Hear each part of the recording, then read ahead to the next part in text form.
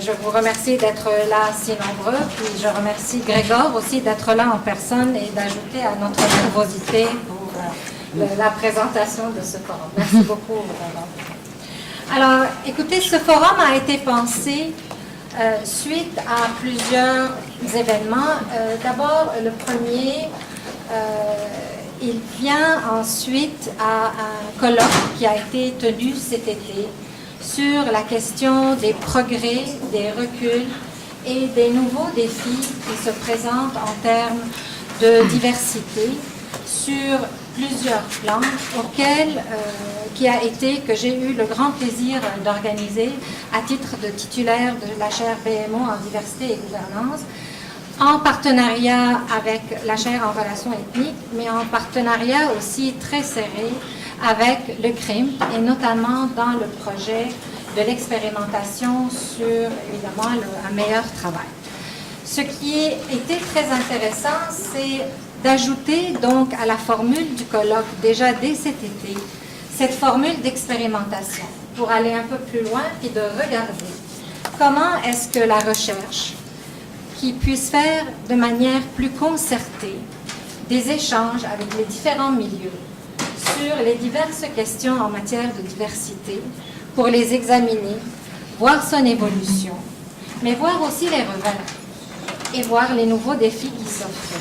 Pourquoi les revers? Parce que malheureusement, les constats en termes de diversité en général, et comme on va le voir, ne sont pas reluisants. En fait, ils sont loin d'atteindre des objectifs, même dans des contextes qui sont très différents. Alors, ce colloque a reçu des chercheurs d'environ presque 80 chercheurs étaient là, en provenance de plus d'une vingtaine de pays. Et la formule qui a été choisie est d'avoir des tables rondes sur les différents thèmes. Et donc, en introduction de ce forum, je vais très rapidement faire part des grands enjeux, si vous voulez, des grandes thématiques qui ont émergé de ce colloque, puisqu'encore une fois, ça venait directement rechercher cette question d'expérimentation et donc le partenariat avec le CRIM. Mais avant d'aller plus loin, ce forum aussi se veut une discussion avec des panélistes qui sont là, qui sont des experts sur la matière que je vais tout de suite présenter. Et donc, après mon introduction, je vais leur laisser le temps, évidemment, de présenter eux-mêmes, chacun, sa version aussi, puisqu'on leur a donné des devoirs, et de répondre à cette question, justement, comment l'expérimentation pourrait-elle rendre la diversité au sein des milieux de travail plus juste, plus équitable, et quels sont les principaux défis, les progrès, les reculs qui sont en train d'être vécus. Donc, je commence par ordre alphabétique. John Amann est là, qui est projet spéciaux d'Unifor. Amanda Coles, qui est professeure d'Deakin University, qui est spécialiste des questions de diversité dans les arts visuels. Émilie Genin, qui est professeure à l'Université de Montréal dans le même département, avec code couleur, comme vous avez dit, pour qu'on puisse ne pas nous perdre, on vient de la même école. Et donc qui travaille sur les questions du temps de travail et qui mène avec une collègue, Mélanie Laroche, un important projet sur l'égalité professionnelle. Mia Hansi, directrice de l'Institut du Québec, qui est une alliance entre le Conference Board du Canada, HEC Montréal, et qui émet de très intéressantes analyses du marché, qui nous parlera d'immigration et d'intégration. Et Madame Charlotte Yates, Provo, vice-rectrice académique, on est très heureux de la voir, de l'Université de Guelph, qui est à l'origine d'importants programmes de diversité visant les femmes, les autochtones dans le milieu académique, en plus, bien sûr, évidemment, de la multitude de tâches que peuvent revêtir ce genre de poste. Donc, tout de suite, je revêt ce double chapeau d'être à la fois donc animatrice, présidente de ce beau forum et en même temps panéliste. Et donc, je vais céder à ma collègue de l'organisation du temps, puisque je vais me tenir également à ce 8 minutes qu'on s'est donné pour présenter des cas d'expérimentation et ensuite ouvrir la discussion. Donc, si vous avez des cas d'expérimentation aussi à faire valoir, s'il vous plaît, pensez-y pour qu'au moment de la discussion, on puisse en prendre part. Autrement, évidemment, des questions, des échanges, des commentaires. Le forum se veut quand même sur une formule assez informelle, donc on va essayer de suivre un peu ce rythme. Alors, tout de suite, quelles étaient les grandes lignes d'un colloque qui s'est tenu sur 2 jours et demi pour regarder un peu cette question d'expérimentation, entre autres, sur les questions de diversité? Je vous dirais d'abord que 5 tables plénières ont commencé par traiter des revers et défis pour les femmes, les peuples autochtones, les minorités visibles, les personnes handicapées et les personnes âgées et le travail. Donc, chaque table ronde contenait des experts universitaires sur le sujet, mais des praticiens, des dirigeants de premier plan de la communauté et des représentants donc à la fois des décideurs publics, mais des organismes communautaires. Ensuite, il y avait 2 forums qui se tenaient, un auquel ont participé 6 praticiens qui viennent des entreprises et un autre forum institutionnel sur l'émergence, évidemment, des cas dans les différents pays où les expérimentations institutionnelles, donc en termes de diversité. Évidemment, comme tout colloque scientifique, plusieurs ateliers et symposiums ont été également présentés. Les tables rondes d'abord. Très rapidement, je ne peux pas prétendre pouvoir vous résumer 2 jours et demi de travaux. Par contre, ce que j'ai décidé de faire, c'est de relever un point saillant par discussion qui a rallié en même temps et les chercheurs et les milieux de travail, les décideurs publics et les dirigeants des organismes communautaires sur chacune des questions. Je vous dirais que sur les femmes, d'une voix commune, chercheurs, représentants de la pratique, ont souligné l'inacceptable tendance de blâmer les bassins, le pipeline qu'on appelle, pour le peu d'intérêt donné aux candidatures féminines et notamment celles également qui sont des candidatures intersectionnelles. Donc de dire qu'on ne comble pas des postes parce qu'il n'y a pas des femmes compétentes, ou même dans l'intersectionnalité, évidemment, plus âgées, membres de minorités, etc., est complètement inacceptable. Quelqu'un même qui vient du milieu de la construction, la présidente de la Commission de la construction du Québec, évidemment, le maintenait même dans des domaines qui sont tout à fait traditionnellement, donc, non féminins.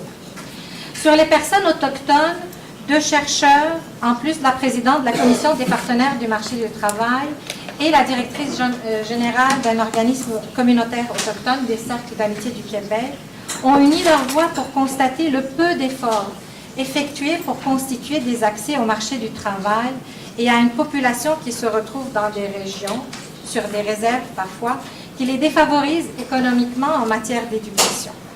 Un cercle vicieux dont on n'arrive toujours pas à s'en sortir. Sur les personnes handicapées, 2 chercheurs, Suzanne Bruyère de Cornell et Saul Schwartz de Carleton, ont montré le peu d'intérêt des organisations à faire des efforts d'intégration des personnes handicapées, chose qui se confirme par l'Office des personnes handicapées du Québec, alors que les études et les données montrent souvent que l'handicap n'a aucun effet sur la performance au travail. Seul sur les minorités visibles, un constat que, je vous dirais vraiment, donne même un peu froid dans les dos. 2 chercheurs, Mustapha Osbilgin de Brunel, et qui est co-titulaire de chaire à Paris-Dauphine, et Marie-Thérèse Chicha à l'Université de Montréal, ont montré que les résultats atteints dans des contextes institutionnels qui avaient l'un légiféré en faveur de la diversité avaient produit les mêmes résultats désastreux que des milieux qui n'avaient aucune législation en matière de diversité. Avouez que c'est un peu épeurant, et ce que l'on constate, bien entendu, ce n'est pas le fait de ne pas avoir des lois proactives, mais c'est d'avoir peu d'exigences en matière d'atteinte de résultats, malgré des lois proactives. Sur les personnes âgées, je vous dirais que le constat ressemblait presque à un cri de cœur.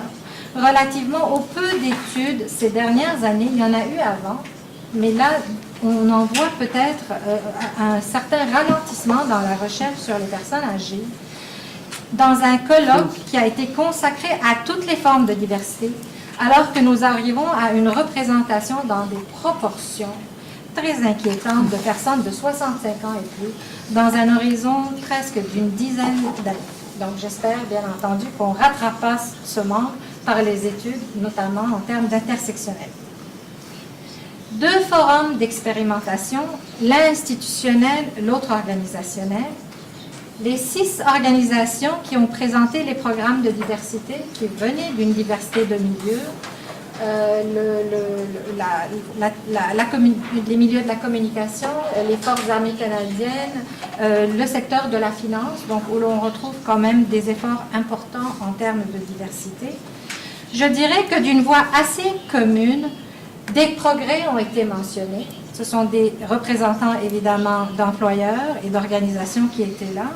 Cependant, les embûches, le scepticisme de départ, l'appui parfois inconditionnel, parfois conditionnel de la haute direction, et également la croyance parfois en l'égalité des choses, mais surtout dans ses bénéfices, parce qu'il ne faut pas oublier que la diversité, c'est une question d'égalité avant d'être une question de bénéfice, et qu'il est une question qui nous concerne tous, pas seulement les ressources humaines, et pas seulement les membres des groupes sous-représentés. Donc on voyait très bien que le constat était alarmant, et qui a été corroboré, et qui le sera tout à l'heure par Émilie, avec certainement plus de nuances, notamment par le désintérêt envers l'analyse de l'impact des actions en vue de les corriger. Le forum institutionnel, pour sa part, s'est penché beaucoup plus sur des analyses comparatives d'expériences institutionnelles et gouvernementales dans le déclenchement ou l'implantation d'initiatives en matière d'équité et de diversité. Troisième constat intéressant, c'est qu'à travers l'appel aux communications et à travers cet appel pour proposer des symposiums, on venait confirmer des enjeux qui prennent de plus en plus de place et plus contemporains. Les premiers, les défis des communautés LGBTQ dans les milieux de travail. Il y a eu plus de 3 ateliers sur ces questions qui ont été examinés à la fois des points de vue organisationnels et institutionnels. L'intégration des immigrants, je vais laisser cette thématique à Mia tout à l'heure. Et à Charlotte, je vais laisser en particulier le soin de nous éclairer et peut-être de venir en soutien à plus de 8 communications qui ont porté sur des questions d'égalité et de diversité dans les universités, et notamment les femmes, avec mention évidemment de l'intersectionnalité. Cette dynamique a été amenée par des chercheuses qui ont regardé les questions en sciences politiques et qui ont essayé de comprendre les liens entre la participation à des congrès, le fait de jouer des rôles de conférencière de plénière, croisés avec les avancements de carrière et les déterminants de ces invitations, notoriété, nombre de publications, en fait, vraiment des résultats fascinants qui expliquent toujours les difficultés des femmes à avoir des promotions ou qu'elles aient besoin de toujours plus de temps pour les obtenir. Donc, aujourd'hui, on constate au Canada des mesures obligatoires, coercitives même, en faveur de la diversité dans les chaires de recherche du Canada et dans les programmes de recherche, puis on espère, bien entendu, qu'ils viendront les corriger. En conclusion, ce forum vient suivre ces efforts qui sont évidemment maintenant en voie de publication et en voie de promotion. Est-ce que je suis devenue une adepte de l'expérimentation après cette expérience? Grégor, je ne sais pas s'il va être fier de nous, mais je pense que oui.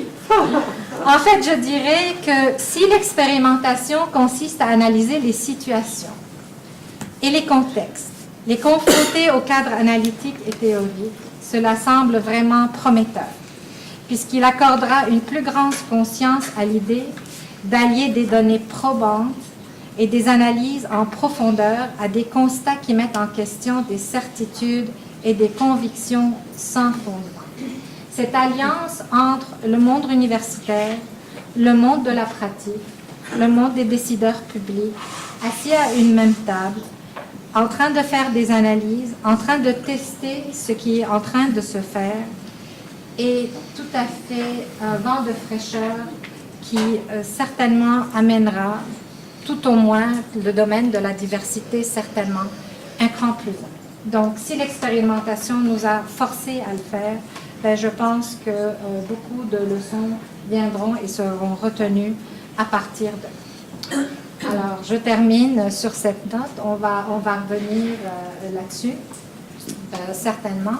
Et donc, je vais laisser tout de suite la parole à Mia pour présenter en quelques mots les questions de l'immigration et d'intégration. Je vais vous demander toujours de parler dans le micro pour la traduction. Merci. Parfait. Merci beaucoup pour l'introduction. Bonjour tout le monde. Donc, je suis directrice de l'Institut du Québec. C'est quoi ça? C'est un partenariat entre le Conference Board du Canada et HEC Montréal qui existe. En fond, on existe depuis 2014. On a une optique un peu plus économique. Nous, dans le fond, c'est vraiment d'essayer de voir comment accroître la prospérité, la productivité, mais dans une finalité plus sociale. Donc, on essaie toujours de faire le lien entre ces deux éléments. Puis, dès qu'on a commencé les travaux, on est vite arrivé à la conclusion que tout l'aspect capital humain, main-d'œuvre, tous ces défis-là étaient de première importance pour le Québec. Et donc, la plupart de nos projets de recherche sont allés dans ce sens-là. On a fait un rapport sur l'immigration en 2016, c'est celui-là dont je vais vous parler, mais on l'a mis à jour pendant la dernière campagne électorale du Québec parce qu'il y avait un paquet de chiffres qui circulaient sur la rétention des immigrants, le taux de chômage, l'intégration. Donc, je vais aussi vous parler en parallèle des nouveaux constats parce qu'en fait, ils sont très différents. Les chiffres sont très différents, ils ont beaucoup évolué. C'est rare qu'on voit ça, mais honnêtement, le portrait change de façon macro. Puis je vais vous présenter donc les deux aspects en même temps parce que c'est fondamental d'en parler. C'est récent, c'est de 2018, la situation change. Donc, on avait fait un tableau de bord où on comparait Montréal à une quinzaine d'autres grandes villes nord-américaines sur plusieurs éléments. Et quand on a creusé l'élément de la main-d'œuvre et de l'immigration en particulier, on a été catastrophé parce que le Canada, mais surtout le Québec, on a un enjeu de main-d'œuvre majeur. Là, la population vieillit comme dans plusieurs pays occidentaux, mais il s'accélère en ce moment. Il va continuer de s'accélérer de telle sorte que la population native, qu'on appelle donc née au Canada, de 25 à 54 ans, est en baisse depuis plusieurs années et ça va continuer de s'accélérer pendant encore une décennie. Donc, tout le monde sait que le seul apport à ce bassin de main-d'œuvre-là, c'est l'immigration. Mais malgré ça, quand on creuse les chiffres, on voit qu'on a un défi d'intégration majeur. Le taux de chômage des immigrants, qu'on regarde le taux d'emploi, en fait, ou le taux de chômage, qui présente deux aspects différents du portrait. Jusqu'à il y a 1 ou 2 ans, c'était autour de 10 à 12 % à Montréal, ce qui est nettement plus élevé comme taux de chômage des immigrants que dans les autres grandes métropoles nord-américaines. La situation est beaucoup mieux à Vancouver et à Toronto et encore mieux dans les villes américaines. L'immigration est différente, donc il y a des bémols à avoir là-dedans, mais le résultat, c'est est-ce qu'ils travaillent, ils ne travaillent pas, est-ce qu'ils veulent travailler, puis le taux de chômage, ça veut dire que tu cherches un emploi et tu ne le trouves pas. Donc, on a essayé de creuser pour savoir c'est qui, c'est par groupe, par date d'arrivée, qu'est-ce qui ressort par niveau de compétences aussi ou de scolarité. Et ce qui est frappant, c'est que la population montréalaise est la moins scolarisée des 15 villes nord-américaines qu'on a regardées. Donc, en termes de diplomation secondaire et de diplomation post-secondaire et universitaire, mais l'immigration est la plus scolarisée. Donc, c'est ici qu'il y a le plus fort taux de diplomation universitaire parce que c'est comme ça dans notre grille de sélection, on accorde beaucoup de valeur à la diplomation. Donc, c'est là que l'écart est le plus important de toutes les villes nord-américaines comparables. Là, on a pris des comparables qu'on a regardés. Mais c'est aussi ici que le taux de chômage entre les natifs et les immigrants est le plus élevé. Donc, on a appelé ça le paradoxe de l'immigration montréalaise. Donc, ils sont plus scolarisés, mais ils ont plus de difficultés à trouver un emploi. Donc, on a essayé de fouiller un peu si on a regardé l'écart de taux de chômage juste entre les diplômés selon la provenance du diplôme. Et qu'est-ce qu'on réalise? C'est que même les natifs qui ont un diplôme ou une expérience étrangère ont un taux de chômage plus élevé que les natifs qui ont un diplôme qui vient d'une université canadienne. Et ça, c'est encore plus grand cet écart-là quand on regarde les immigrants. Donc, ce qu'on constate, dans le fond, c'est qu'on a un enjeu plus prononcé qu'ailleurs de reconnaissance de diplômes et de compétences, autrement dit, et d'expérience étrangère. C'est quelque chose qui est ressorti surtout au Canada, mais particulièrement à Montréal. Puis quand on regarde, on creuse selon la date d'arrivée, ce qu'on voit, c'est qu'il y a un écart important pour toute l'immigration, peu importe quand tu es arrivé, mais surtout pour les 0 à 5 ans. 0 à 5 ans, c'est un écart qui est particulièrement important par rapport aux natifs, puis qui ne se résorbe pas dans le temps. Parfait. Alors, bon, là, j'ai vraiment beaucoup de choses à dire, mais je vais parler de la nouvelle étude qu'on a faite sur ça.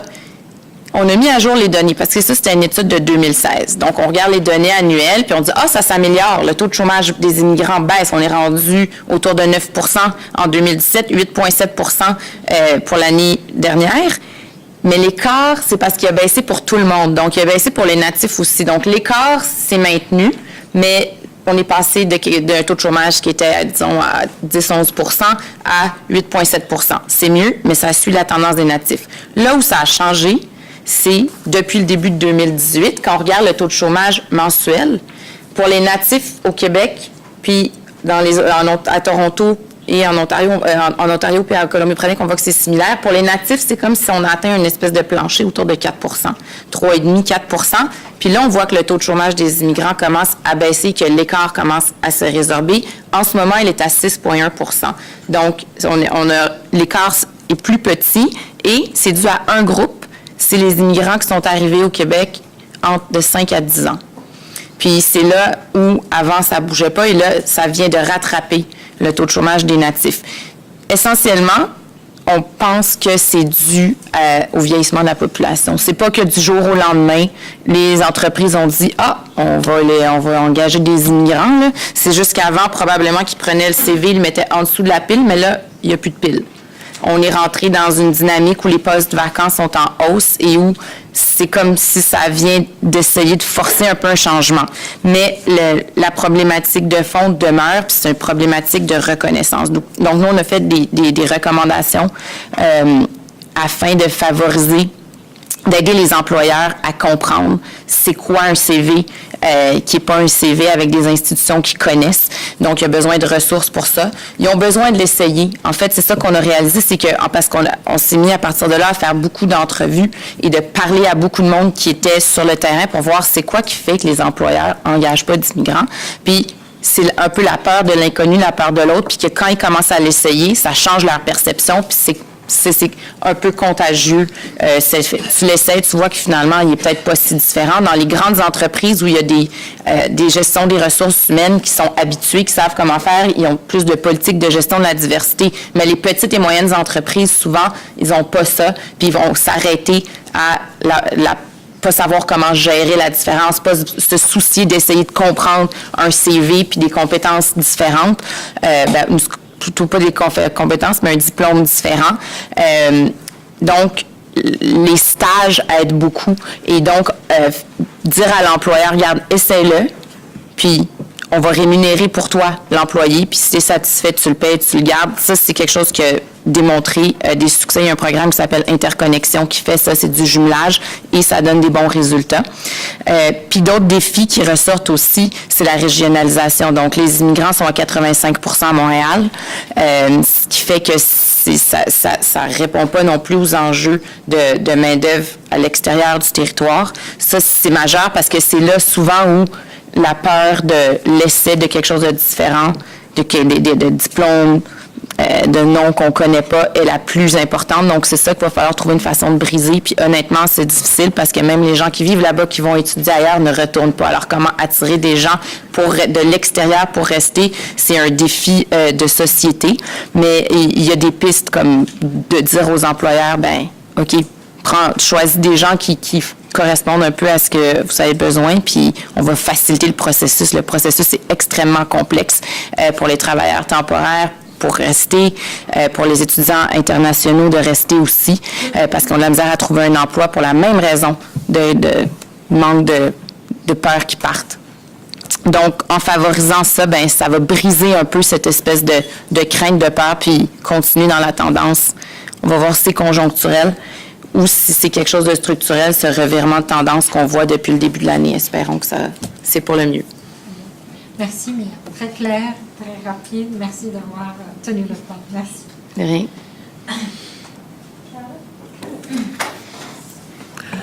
So I'm going to talk about, there are two threads to my talk. One is to draw on years of research in the areas of equity and diversity and inclusion, but really combining that and focusing, Gregor really asked me to focus on some examples of work that I've been doing as provost of the university and how, in fact, able to use both the research I've done as well as my commitment to increasing diversity and inclusion, what's worked and what hasn't worked at the university.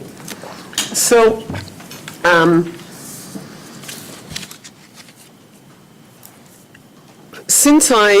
it's now been 9 years 10 years almost, since I was a senior administrator in a university. Somewhat of an odd fit sometimes with some of my labor studies background, as people would joke with me. But as a result of that, I have had a long-standing, and I've always been very clear during the hiring process, that I am very deeply committed to transforming the institutions that I'm at in order for them to be more equitable and to embrace greater diversity. On the notion that I don't want to get hired in a place where I cannot, in fact, pursue those agendas and where I cannot use the power and influence I have to, in fact, make that change. Doesn't mean I've done things, as we'll talk about today, some things have been successful, some not so successful.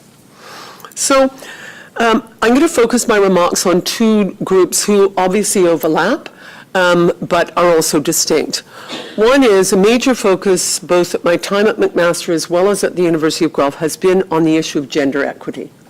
And I want to be clear that I understand gender to be a category which covers many, many groups. There is a lot of intersectionality and very distinct groups within the group of women as well as men. My focus is clearly on women, but also those who self-identify as women, which is important but complicates how we intervene and how we plan what we do.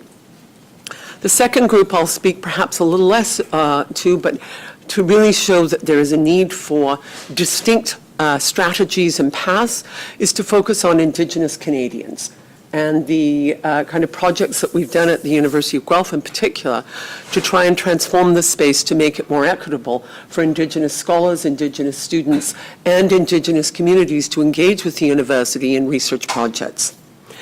So you might ask, why is this important? And I'm assuming, given you're all sitting here, you already kind of have a commitment to that issue. But I do want to remind us that it's quite popular to say that we've done that equity thing.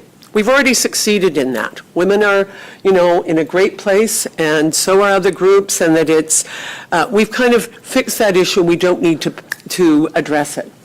But the data tells us otherwise. There continues to be a persistent pay gap, including in universities. Yes, women have great jobs, and we've seen growing numbers of women in universities, and to some extent, a small progress by Indigenous faculty as well. But nonetheless, there is a systemic pay gap, more than just years of experience and so on would account for. There's a gap in external recognition, and what I mean by that, we know that fewer women, fewer Indigenous peoples have research chairs. Fewer women and Indigenous peoples are likely to progress through the ranks of assistant, associate, and full professor at the same pace. We know that if we look at citations, I can assure you, women are less likely to be cited. I have not got the evidence for Indigenous scholars, but I have to presume that is the same. And if they are cited by one another. There is that clustering effect. Women are more likely to cite other women, and that is an issue because it means men are less likely to think of their female colleagues necessarily as having something significant to contribute. And we know in Canada, the National Canada Research Chairs, it's very clear there's been systemic bias, and as a result, the federal government introduced new regulations 2 years ago to insist on quotas. as near to quotas as we can get, because for all the coaxing and encouraging universities to change, there was not sufficient change taking place. So as a result, and women's work at universities, I would say, is different. I was having a chat with a number of my younger colleagues from CRIMT, and they experience work quite differently from their male colleagues. They do more mentoring of students. They spend more time mentoring undergraduate students as opposed to PhD students. They tend to spend more time on administrative tasks. The question is, why is that? I'm not going to go into that, but I am going to, say we've made enormous progress. But we have to continue to make that progress. And for me, that means intentional action. It does not happen by just saying, we're all in this together, and over time, things will change. We found, yes, things will change, but often those changes are reverses. So we need to be vigilant, and we need to be intentional. And that means adopting strategies and also taking the risk that you may fail. So I want to talk a little bit, and I'm mindful of time, so I forgot to write down when I started, so I'll... Okay, so I've got 5 minutes. I'm going to say 2:06 I started. Because I want lots of discussion. So over the last 8 years, I've initiated a number of major initiatives. One has to do with gender equity and salary. At both McMaster and more recently at the University of Guelph, in the case of McMaster, I encouraged the provost, and he supported me in doing a massive gender study of women's experience of work and of women's pay grades. As a result, that led to a 3% increase for women's wages across the board for all female faculty. But there were some limits I'll talk about. I felt that there was a limited amount that I could do in that sphere, partly because I did not have the scope of influence to make bigger changes. When I got to the University of Guelph, I made it very clear that we were going to pursue an equity and diversity agenda. So we struck a Gender Equity Committee, which, again, I've undertaken a salary review. Last year, we increased women's salaries across the board. We've introduced new equity guidelines for funding of research conferences to make sure that there is some recognition of diversity, not just women, diversity in those who present at conferences, working very closely with the Vice President Research, making sure that we, ironically, or perhaps not by mistake, I now have a majority of deans, including the deans of engineering and science, who are women, and very powerful women. And we have developed, we're beginning to think of using a gender-based budgeting lens to do the university budget, which would be a radical. I'm not sure that the university will go there, but we're at least exploring that as a discussion point. With regards to, I would argue that the institutional response to indigenization, as I would use a term for increasing our both the presence of Indigenous peoples, but also our awareness in what we do of Indigenous peoples and cultures, it has required a different type of strategy. And that has been because, at least with women, we've had a core group of women who can move things forward. Quite frankly, I could have counted on, I thought, on one hand, the number of Indigenous faculty and senior staff that we had. So as a result, I assigned resources to do what I would call a cluster hire. I opened up 6 new university positions, faculty tenure-track positions, to any department that wanted to do a search and wanted to hire an Indigenous faculty member. What was remarkable was that many in the community said, you will not succeed in this initiative because they'll all be in history, or they'll be in social sciences, social work, or something. Yeah, something like that. What was surprising is engineer, business, scientist, a veterinarian, we've had, yes, a historian, as well as one of the leading feminist scholars. So in fact, we disproved, and why were we so successful? And it was because it was a cluster hire. It was a hiring of a mass group into the entire university. So let me talk a little bit about what lessons I've learned from this and what I think we can learn as institutions. The first is we need deep, and this is part of that, extensive, deep, and ongoing conversations about what we mean about diversity and inclusion. Many people see diversity and inclusion as a zero-sum game. If women win, men lose. If those of us who are white win, it means that if Indigenous peoples win, then there are not the jobs for the rest of us. We must challenge that way of thinking, and the way to do that is we must do it, in my experience, through deep conversations, including difficult conversations with people we don't agree with. And we need to offer an alternative frame of reference, and that's where research is incredibly valuable for that. Moreover, we need to understand that different forms of inequity need to be addressed distinctly. So we need to follow our strategies, our policies, our practices need to be informed by good research. I think there are two initiators for change. This is grossly generalized. There's mobilization from below and across an organization. You can get push from above, and I get lots of that. I could give you examples from the Black students and so on who put pressure on me. That's their job. They need to in order to make sure that we make change.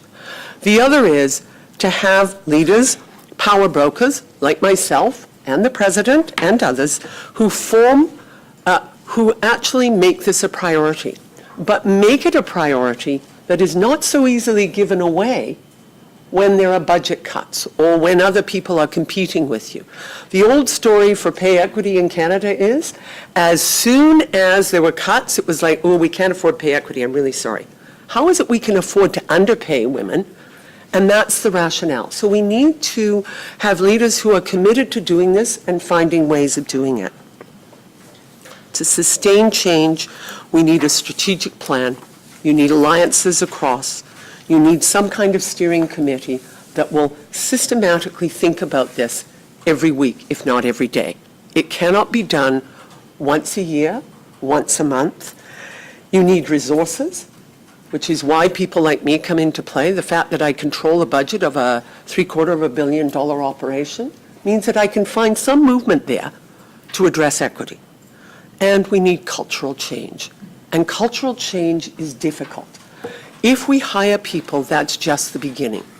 Cultural change to me requires multiple micro-interventions, conversations, institutional change, but it requires us to be aware that that culture is sometimes working against us. And we need to build alliances. And I think by doing so, we can in fact transform institutions. It is not an easy job. We've been trying to do it for 30, 50 years. But I still feel that we're in a very good place and that there are possibilities for that change. Thanks. Thank you, Charlotte. Very inspiring. We're now, John? Yes, well, I won't be long. I agree with everything Charlotte said. So, who's next? No, and I think that's an excellent segue. I mean, I'm coming at it. My name is John Aman. I work for Unifor, not from a non-academic person, but rather from a very practical stance as a union, as the largest private sector union that's not only committed to the objectives of EDI and the challenges that we face, but somebody that's obviously trying to do exactly what Charlotte said, the pressures we've obtained from others trying to change our institutions. Sometimes that we've had to be dragged screaming into the new century, but obviously we think we're on the forefront making some of the changes that are necessary in this aspect. I guess the question asks whether experimentation can experimentation influence progress and avoid failure, and I guess the answer to both those parts is yes and no.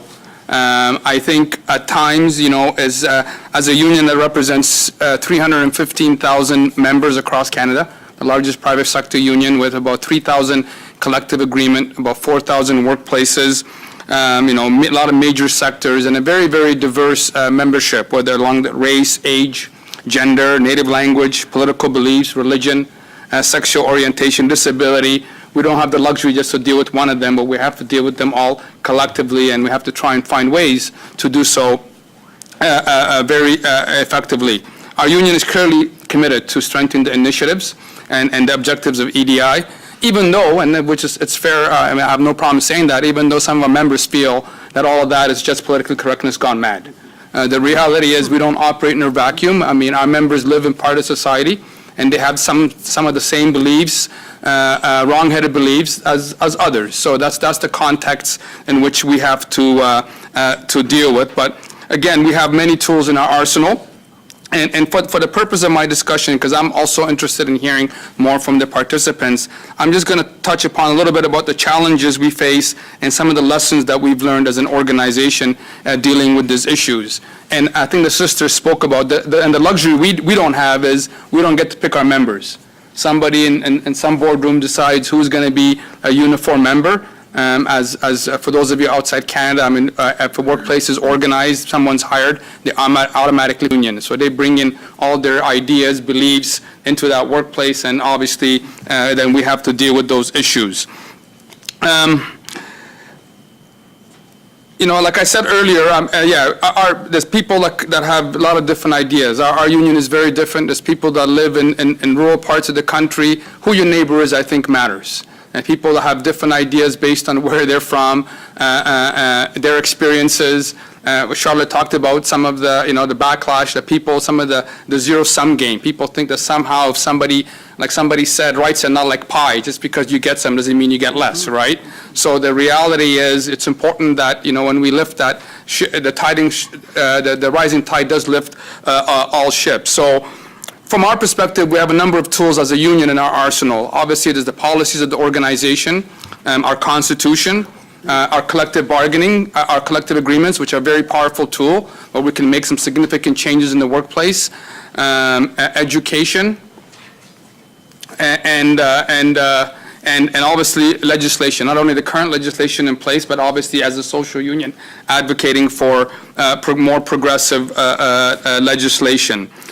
And, it's, so some of the lessons that we've learned is, A, there's no quick fixes. We get that. I mean, a union has to be resilient, and we have to challenge, along the same lines that Charlotte was talking about. We're focused on not only on education, but challenging the norms and beliefs that people have. There is no quick fix. I think you have to have those deep conversations, the difficult conversations, and not be afraid to challenge people where they need to be challenged. You can never let your foot off the gas. I think history's taught us that. I mean, the minute you turn around, somebody else is trying to undermine all the previous gains that we've made. We have to be honest about some of the unintended consequences of the policies that we implement. That's big, and we have to look at, are all the policies that we're implementing, are they delivering the desired consequence? And there's many examples where it doesn't, and that's where I think you have to hit the reset button. And recognizing that sometimes you have to treat people differently, treat them the same. And I know that's the reality. Not treating, I mean it's a premise that's very important. And at times it's difficult with our membership because they view a different treatment as somehow somebody's getting a leg up, and that's not the case. But you know what? The truth be known, I'm amazed and I'm shocked and surprised how good our membership are on these issues when you have that discussion with them. I mean, you're not going to convince everybody, but the vast majority of people, I think, will get it. And I mean, people have their beliefs. We all get to a certain place because of our upbringing, our backgrounds, our experiences. And I think when you can have those deep conversations, we have our own education center. We spend a tremendous amount of resources on our education programs, implementing policies like Women's Advocate. I mean, we're on the leading front of the pay equity issue. But front and center, we have to educate our folks. We have to educate our members. I'm very different today than I was 30 years ago, and it's because of my union. I think people challenge me, some of the beliefs that I had. Our society is changing tremendously in front of our very own eyes, and I think it is for the better. So I'll leave it at that. I'll make sure that we have enough time for some questions. So thank you very much. Thank you very much, John. Amanda? Should we switch seats maybe? Yeah, Oh, perfect, thank you. Okay, well, I'm feeling simultaneously wholly depressed as a consequence of Tanya and Mia, but at the same time quite hopeful because of John and Charlotte. So, in an uncharacteristic intervention, I'm going to continue on the hopeful stream. The research that I'm going to speak to today is, I'm right in the middle of it right now. I'm conducting interviews, so what you're going to hear is preliminary findings. I was contracted by a very small not-for-profit called Women in View to do an evaluation of 2 programs that they ran that was funded through a Status of Women grant. And the objective of both of these programs is to increase the number of louder. I don't get that very often. Okay, great. Into the mic. Thanks. Okay. Is to increase the number of women directors making scripted dramatic television in Canada. The principle for this is twofold. One is that it's an employment equity issue. The stats are absolutely dismal. We're sitting between 16 and 20% female directors. There's a social dimension to this as well, which is these are the people who get to tell the stories we see on our screens. Okay, so without dwelling there, the 2 programs are quite different. One is called 2 Times More, and one is called 5 in Focus. And the point of intervention or of departure for both of these is different. And Tanya, thank you for opening up by saying we're not having a discussion about the pipeline anymore. And this is also part of that discussion, right? So 2 Times More, the aim was to double the number of women directors making scripted television in Canada. And the way that they did this, I was fairly skeptical, I have to say, of this program. You make an application, it's a pretty straightforward application, you send it into Women in View, there's a jury, they say, great, we're going to attach 3 or 4 people, and great, you get to go out and you get to be attached to a project. Now, this is not new. This has been happening for a long time. There are lots of other programs that work like this, specifically for women in the director's chair.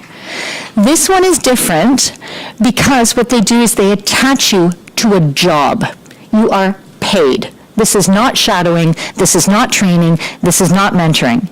You get to come into a television series that's quite complex. It's full of children and animals, the 2 things you're told you should never work with because they're really hard in film, and computer-generated effects and stunts. So these are all things that people look at on directors' reels to say, can you do complicated work?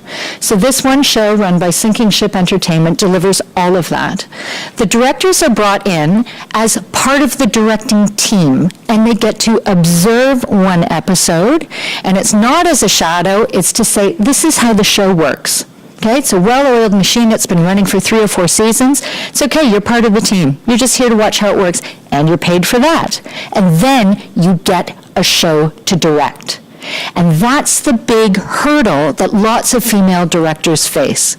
They're told, come out and shadow and get more experience, but it's piercing that bubble, as someone described it, of getting the first paid gig that said, I now have a credit on my resume, on my reel that says I directed that. So in the first instance, that's a game changer, right? They're paid, they have a credit, this is now a launching point. The second program is equally interesting as an experiment because it has a different point of intervention, and it's designed to address the problem that says, well, the producers say the broadcasters won't approve a female director because they're too risky, and the broadcasters say, well, the producers aren't bringing us any female directors, so what do you want us to do? So quite ingeniously, I think, Rena said, great, let's get this is the woman who runs the program, let's get the broadcasters and the producers in a room together and say, you go find 5 women each.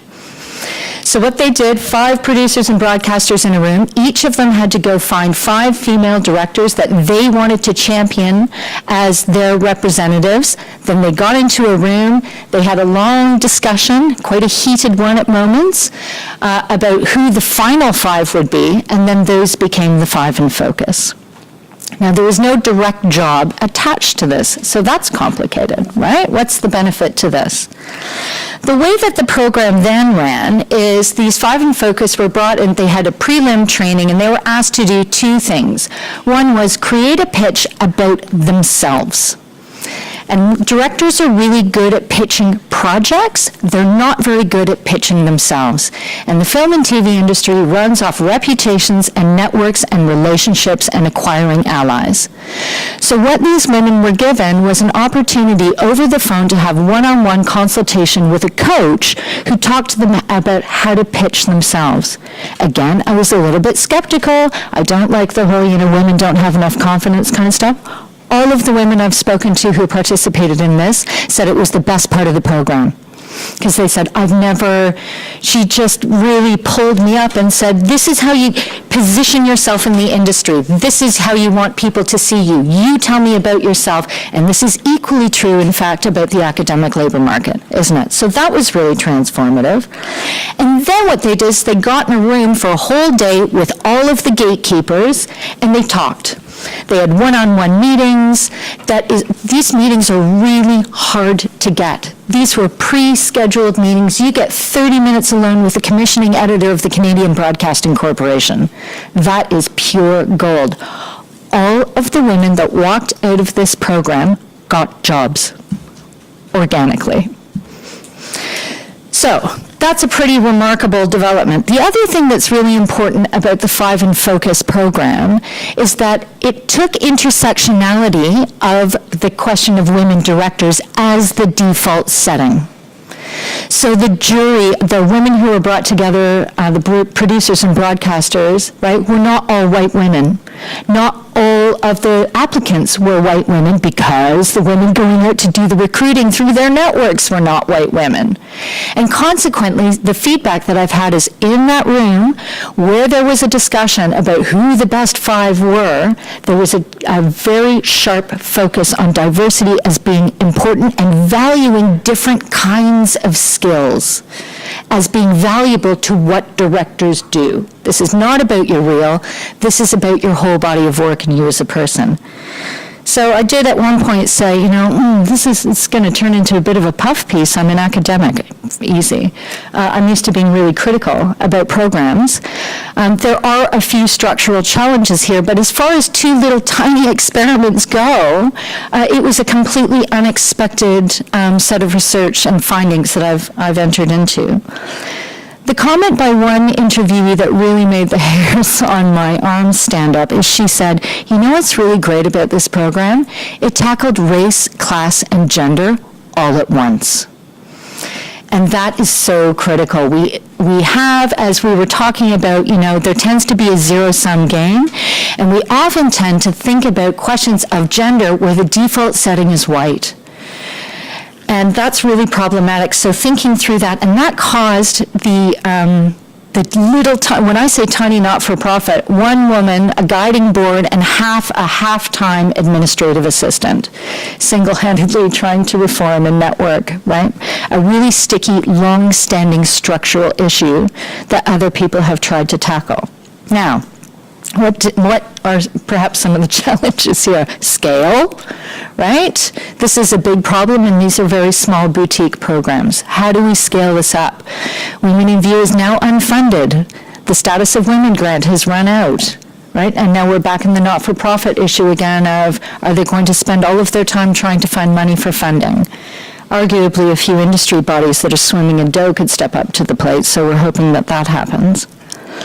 I think we have to return to the question of the longstanding issue of burnout for people who are asked to participate in these programs.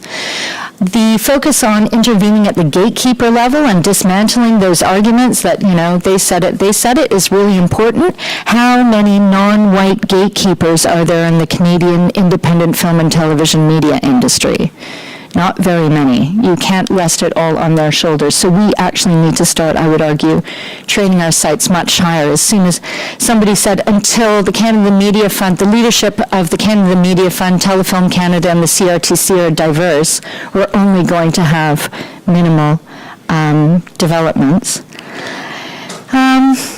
And I think in relation to the 5 in Focus program, the 2 times more program where they got paid directing gigs out of that, brilliant. 1 company is doing this out of hundreds of independent production companies. And the story, I said, why? Why? And by the way, the company is run by men. Young guys. And I said, well, if you don't mind me asking, you're generally the guys that go zero-sum and say, but wait, this is a hyper-competitive labor market with, where it's often deferred to as zero sum. And the response from the principal of the company was, he said, I was at a Screen Industries conference in Germany, and an academic stood up and gave us the data on gender representation of characters in children's television shows. And he makes children's TV, and he said, I just realized in that very moment I couldn't do this anymore. Now, awesome to Sinking Ship Entertainment, who deserves to be named, where's everybody else? Thank you very much, Amanda. I've seen that you were very optimistic. I have to be measured. Émilie? Merci. Alors, je vais briser un peu la vague d'optimisme que nous avons eue jusqu'à maintenant. Je vais vous parler de l'égalité professionnelle et plus particulièrement des pratiques mises en œuvre par les employeurs québécois pour l'égalité professionnelle. Alors, c'est une recherche qui se base sur un constat de stagnation, en fait, puisque les progrès en matière d'égalité professionnelle, je vous ferai grâce de tous les chiffres, mais semblent stagner depuis une quinzaine d'années au Canada et au Québec. Et l'argument traditionnel du niveau d'éducation ne tient pas du tout, puisque depuis le milieu des années 1990, au Canada comme au Québec, plus de 50% des étudiants sont des étudiantes. Donc ça fait 20 ans qu'on a plus de femmes que d'hommes dans les universités, et pourtant les écarts salariaux ne se résorbent qu'à pas de tortue. La représentation des femmes dans les fameux STEM ne progresse pas.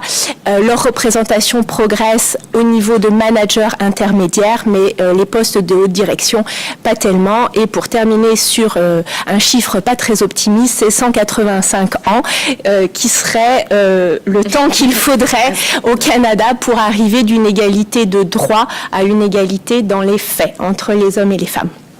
Donc, le paradoxe, pour reprendre ton expression, c'est que tout le monde est d'accord dans le discours, les acteurs institutionnels, les syndicats, les employeurs, sur le fait que l'égalité professionnelle entre les hommes et les femmes, c'est quelque chose de très important et un enjeu auquel il faut qu'on s'adresse de toute urgence. Pourtant, face au constat de stagnation qu'on observe, on peut se demander qu'est-ce qui se passe. Alors pour cela, nous avons fait une enquête avec ma collègue Mélanie Laroche auprès de conseillers en ressources humaines agréés au Québec. Qui mieux que les gens qui travaillent en ressources humaines peuvent nous renseigner sur les pratiques d'égalité professionnelle en présence dans les milieux de travail québécois. Donc, cette enquête a été faite entre le mois de juin et le mois de septembre de cette année. Nous avons un peu moins de 300 répondants, donc qui sont tous des professionnels RH ou des directeurs RH. Un peu moins de la moitié travaillent dans des organisations de grande taille, plus de 500 employés, 55% dans des organisations syndiquées, et un tiers sont soumises à l'obligation d'avoir un programme d'accès à l'égalité. Donc c'est une obligation de faire quelque chose pour les 4 groupes traditionnellement discriminés, soit les autochtones, les personnes en situation de handicap, les minorités visibles et les femmes. Alors, quid des résultats? Sur les pratiques, donc on a demandé si leur organisation offrait telle ou telle pratique. La plus répandue, c'est la politique formelle sur le harcèlement sexuel. Donc presque 75% des répondants nous disent que oui, il y a une politique formelle sur le harcèlement sexuel. Après, ça tombe à un tiers, donc 33% qui ont des objectifs. Et là, la question était large, soit en matière d'égalité professionnelle, soit en matière de diversité. Ça tombe encore plus bas à 29% pour ceux qui ont un programme ou une politique formelle, donc quelque chose en matière d'égalité professionnelle ou de gestion de la diversité. Et donc, quand on a des objectifs, en général, on les suit. On regarde comment on progresse au cours de quelques années. Donc, on a aussi posé la question de savoir si vous aviez des indicateurs de suivi des objectifs en matière d'égalité ou de diversité. Et là, la réponse nous a fait tomber de notre chaise. Est-ce que vous avez une idée du pourcentage? C'est 0. Le pourcentage, c'est 0.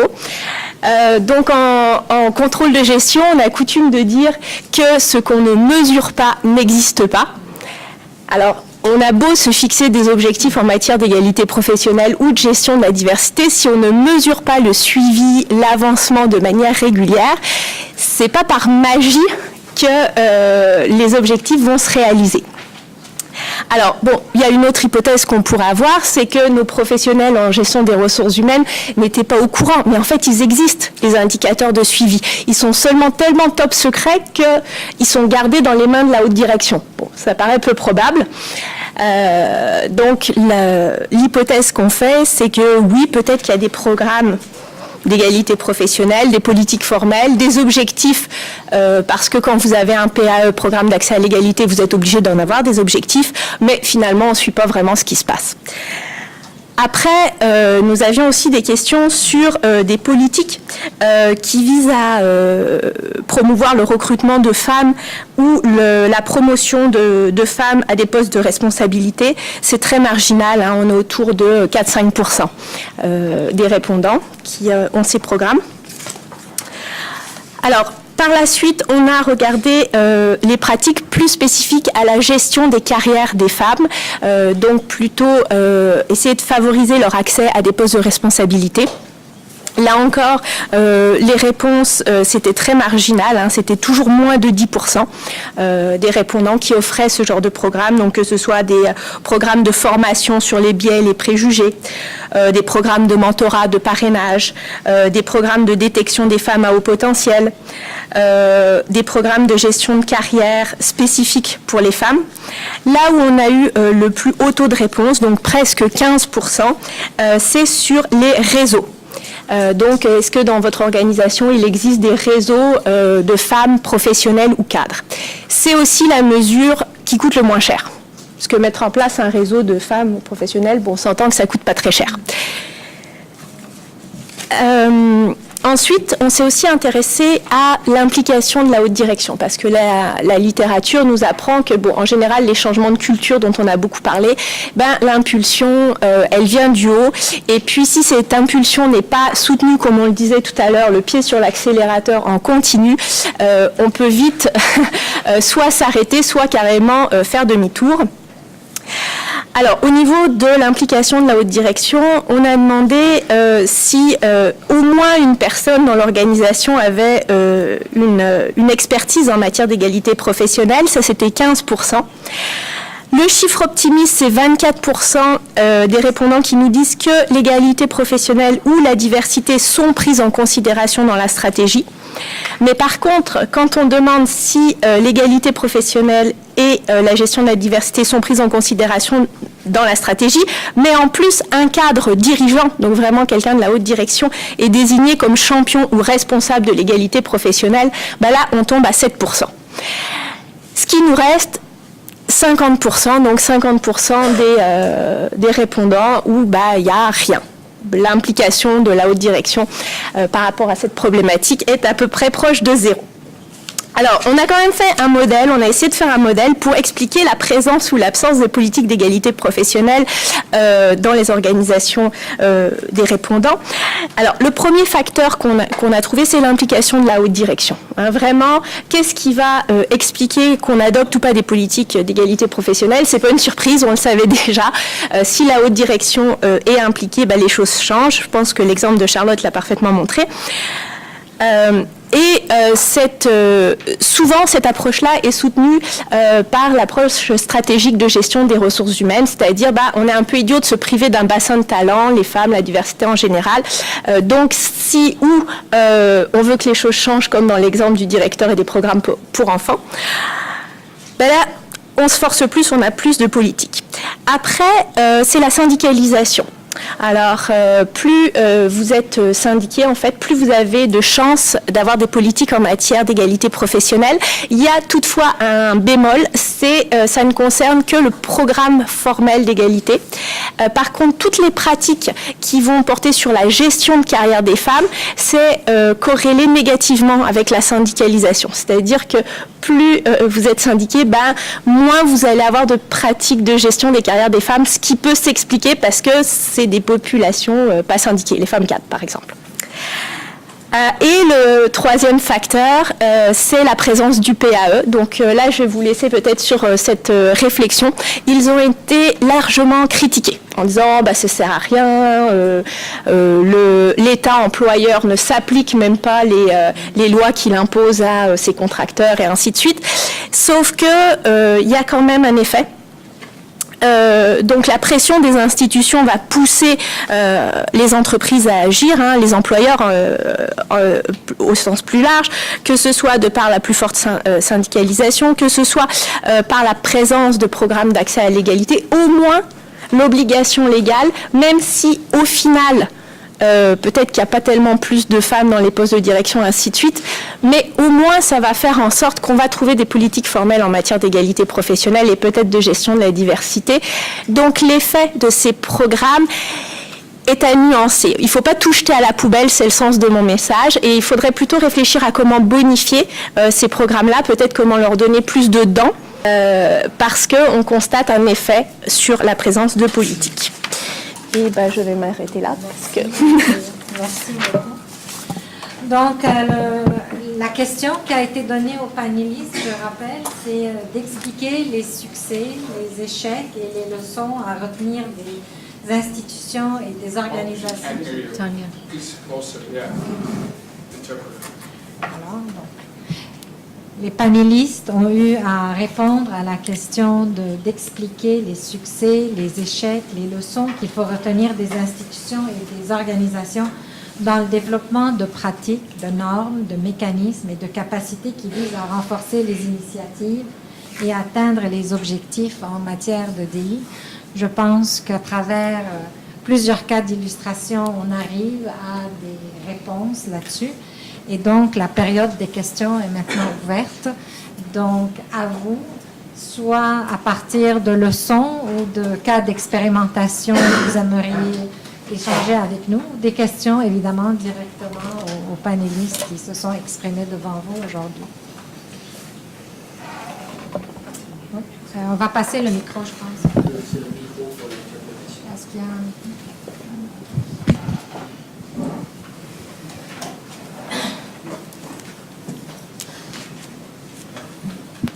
Hi, I guess my question is mainly to Charlotte and possibly to John as well, because I think you both stressed the kind of win-win approach, that nobody's going to have to pay for pay equity.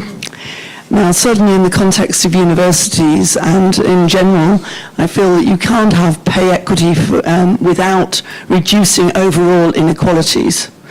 And I really feel that we have to actually be able to name this, that we actually have to reduce the pay at the top end has to be reduced if women, it's not just a question of moving women up to unequal, very high pay. We have to address the overall issue of equality. So I was just wondering, I think that's just an issue for me, that we have to name this as an issue. Charlotte, can you take maybe more questions? Yep.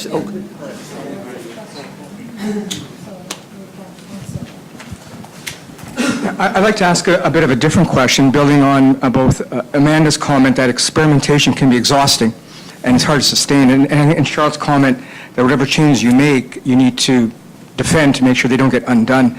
And so in some ways, I'm asking a question moving from experimentation to consolidation, because I think, the winds are changing against a progressive agenda, and I think there comes some time when you have to say, let's consolidate what we have, because it's going to be much more difficult to make change. So my question to each of the panelists is, what do we need to do now to consolidate the good gains we've had, even recognizing it's not enough, but we have made gains? How do we consolidate to make sure things don't get rolled back? Because certainly there's evidence across the globe that the winds are changing.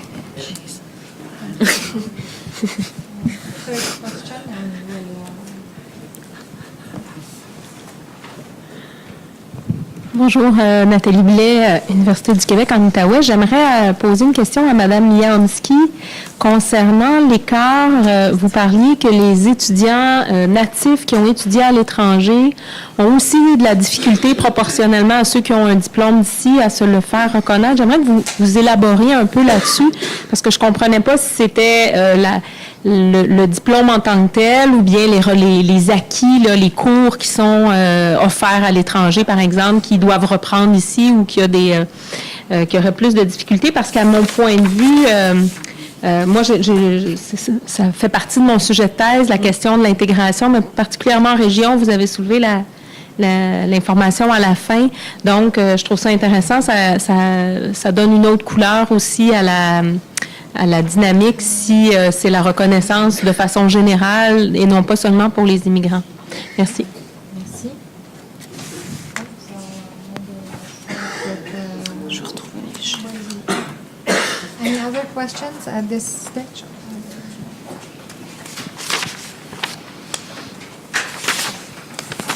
Yes, I think also mine is probably addressed to the university side, so to Charlotte. When you mentioned about cultural change, I was just wondering whether we attribute to cultural change as such of endogenous or exogenous effect in terms of, when you were listing the kind of things where women in fact are less paid, they do mentoring, they do, administrative stuff and so forth. I mean, women are also the ones which are less evaluated by students.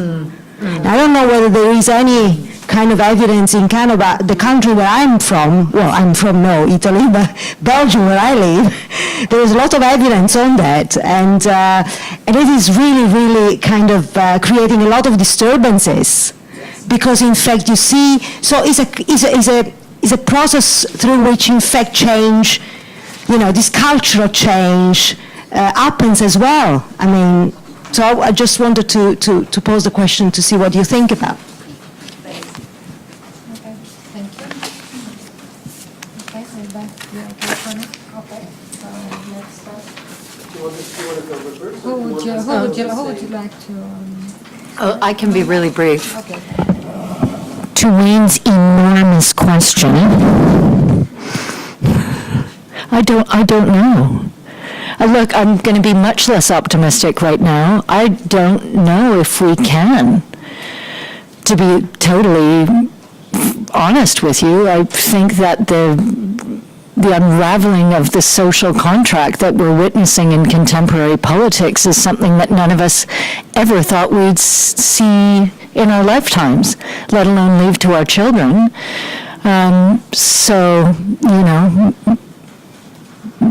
I think we have to keep pushing.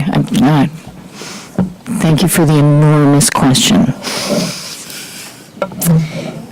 Enormous question first, then. Moi, j'ai présidé le congrès de l'Association des économistes du Québec l'an dernier sur un peu une thématique semblable. Il vient d'avoir le Brexit. Trump a été élu. Moi, j'étais en congé de maternité, puis ils m'ont appelé, j'ai mon bébé à 3 mois, ils m'ont dit « Est-ce que tu veux le présider? On va le faire sur l'impact de la montée du populisme. » Puis j'avais dit non, puis là, ils m'ont dit « On va le faire sur le populisme, puis l'impact que ça a. Est-ce qu'on doit changer le paradigme économique? » Je dis « OK, je le fais. » Donc, pendant 1 an, on s'est posé cette question-là sur les causes des changements, puis en fait, je pense que consolider les acquis, c'est d'en parler de façon, pas juste entre nous, puis d'être capable d'expliquer ce qu'on fait, ce qu'on pense, pourquoi c'est vrai, pourquoi c'est pas juste du monde qui dit ça, parce qu'ils vont en bénéficier, puis pourquoi ça bénéficie aux autres, puis comment la situation de tout le monde peut s'améliorer. Il faut mieux expliquer les bienfaits des avancées pour pas que les gens qui sont peut-être été exclus ou qui sentent qu'ils sont exclus réalisent qu'il y a peut-être quelque chose de positif pour eux aussi. Moi, je pense que faut commencer par ça, puis c'est l'éducation, c'est l'effort de communication, de vulgarisation, puis c'est ça que nous, on essaie de faire à tous les jours, à micro-échelle, puis tu réalises que c'est vraiment pas facile. Moi, je peux intervenir sur la grande question. Je vous laisse après le... Oh, après toi, si Ça tu va? veux. Vas-y. Est-ce que tu veux? Oui, moi j'ai une Ok, réponse. vas-y. Très brièvement aussi sur la consolidation mesurée. Mesurer en rendant les inégalités visibles, déjà c'est quelque chose. Donc si les fameux programmes d'accès à l'égalité pouvaient rendre obligatoire la mesure et le suivi de certains indicateurs d'égalité ou d'inégalité, ce serait certainement un pas dans le bon sens.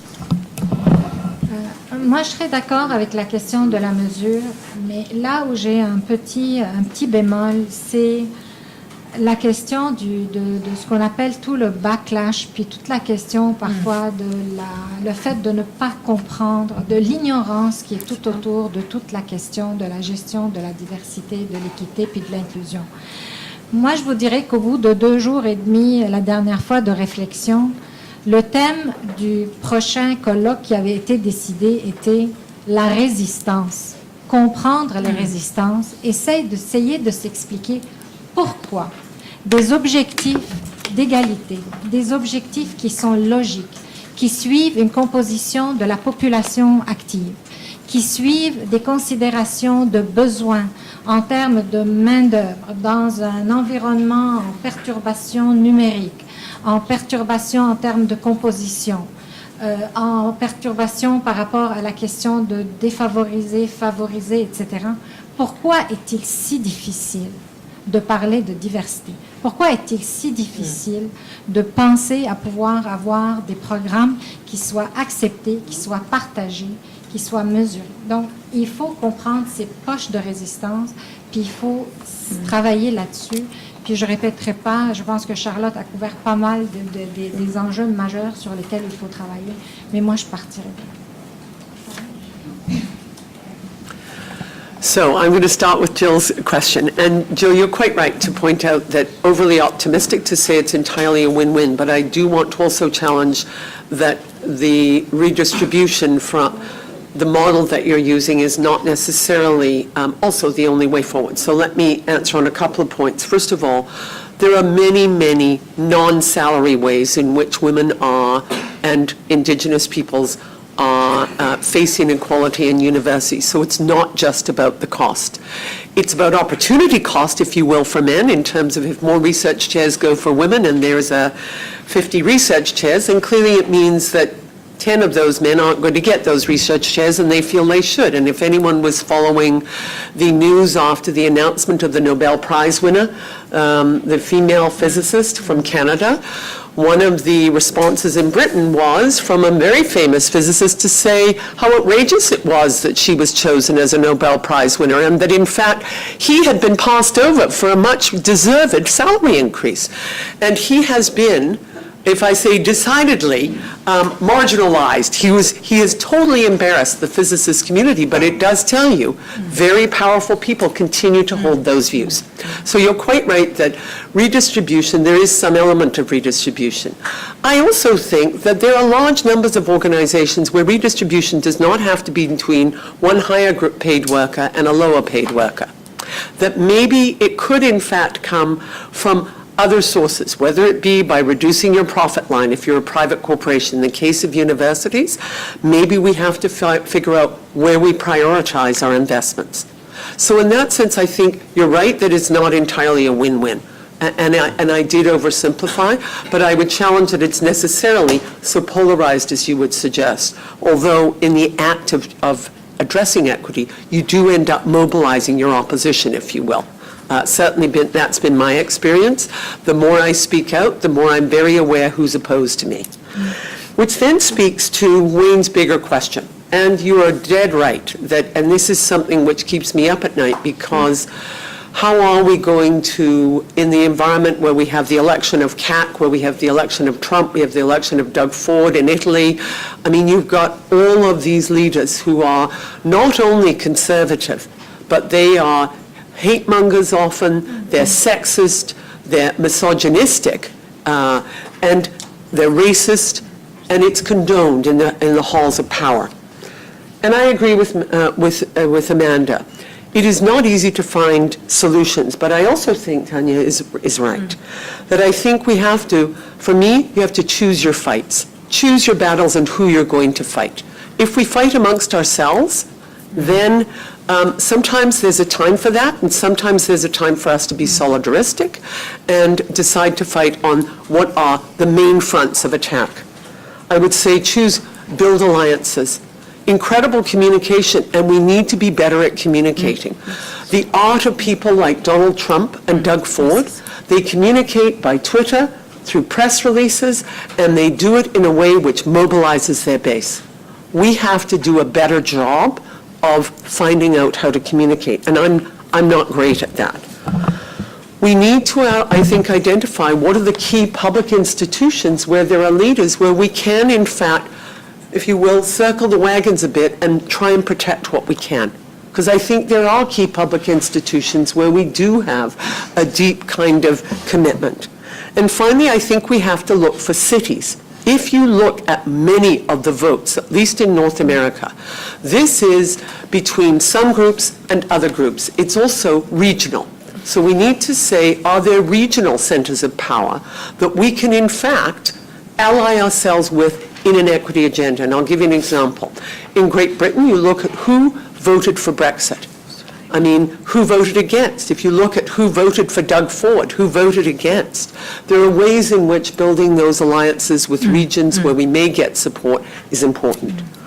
Finally, on the question of cultural change, there is lots of evidence in Canada that teaching evaluations and research evaluations of women faculty are decidedly more negative than they are of men.